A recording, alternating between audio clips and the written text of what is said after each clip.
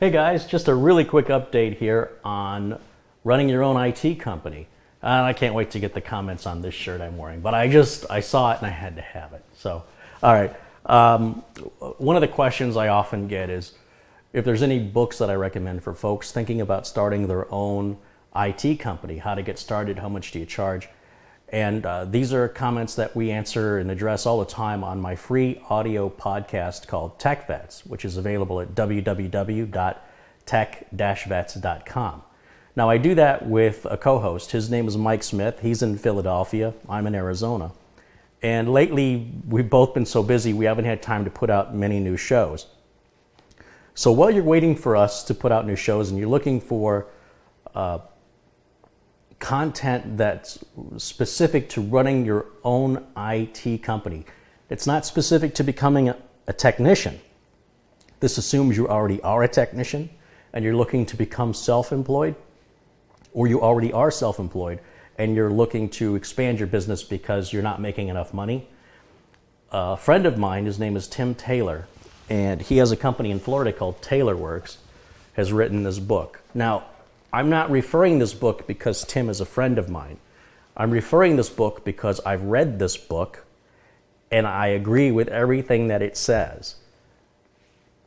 And I can verify the person who wrote it is speaking from experience. There's another book about self-employment, and it's called The E-Myth. The E-Myth, if I can say it. And it's extremely popular on Amazon, and it is by far the single worst book on entrepreneurship that I have ever read. Basically, the guy who wrote The E-Myth has never run a company in his life. He's just a consultant to other people's companies, and he tells you about his successes, even though they're not his successes. He doesn't really tell you much about his failures, and I would very much love to talk to people who he consulted with, whose businesses failed as a result of his consult. So in Tim's case, I've known Tim, gosh, it goes back at least 10 years. And he's only been in business for like 15. And to see his business grow, and you know, during that time, Tim said he was going to write this book. And there's a great respect I have for somebody who says they're going to do something and then they follow through and actually do it. And you can see it's not a very thick book. But this book is all about running an IT business and ways of marketing and billing and contracts that you might think, for example, I know how to fix computers, so why don't I just start my own business and fix computers? What you may not realize is that that's the second part of the business. The first part of the business is running the business. It's acquiring the customer. It's sending out the bills. It's setting up a regular payment plans for your customers, like doing managed services and things like that, MSP, managed service providers. And this is for people who want to grow their business and make it bigger, or who are thinking of going into business and want to know realistically what to expect. It's fair to say Tim doesn't spend most of his day fixing computers anymore. Tim spends most of his day dealing with customers, dealing with business-related issues, things that have to keep the business running, whether it's payroll, the list goes on and on and on. So if you want a business where you're going to grow into being the boss and have employees work under you, this book will set you on that path. The other book that I recommend that's a good companion to this book, which isn't specific to the IT business, but it is, all businesses are the same, right? If you were a chef and you started your own restaurant, you'd have to know a lot more than just cooking. You have to know about the setting the place, the placemats and things for the tables. You'd have to understand about booking reservations and vacuuming the floor and washing the dishes and marketing and getting customers into your restaurant. If you're the best chef in the world and you've opened your own restaurant but nobody knows it exists, your business is going to fail. And this happens numerous times in the restaurant industry, which is why I use that example.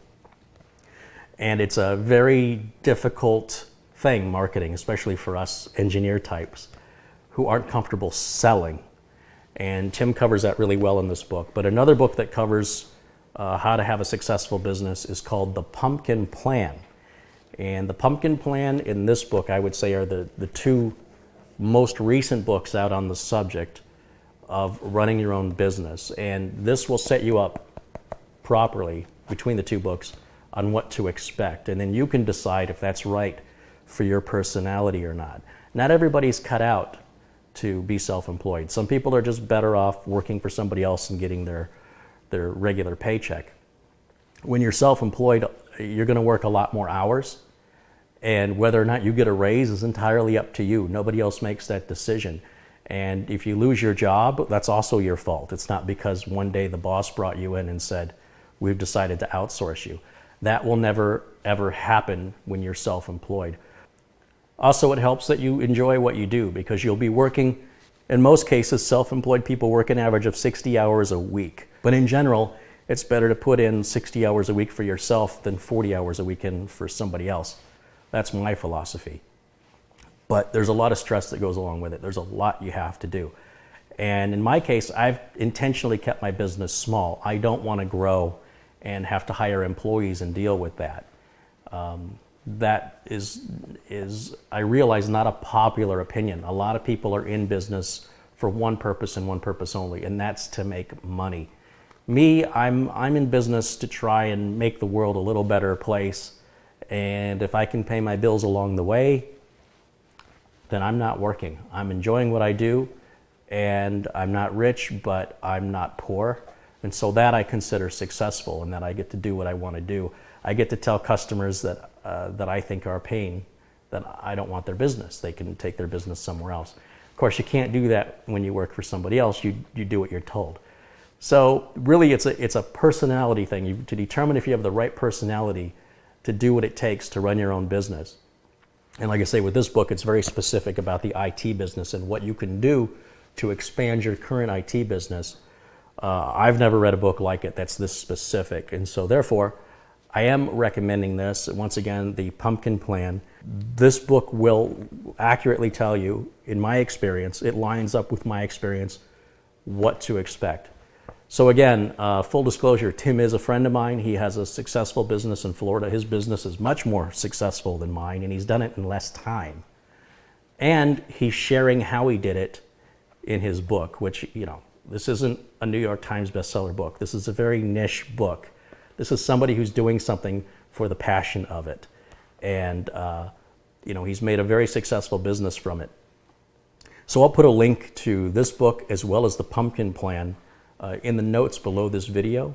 And again, if you're serious about starting your own IT business, I wish somebody would have told me all of this stuff before I started. I probably still would have done it anyway, but the learning curve and the number of times I was blindsided because I didn't have this information could have saved me a lot of stress, and who knows, maybe I would have achieved a level of success that I'm at today 10 years ago if information like this had been available then. So I hope this helps. I'm getting back to editing my latest video here, and I appreciate you watching. I'll catch you next time. Bye for now.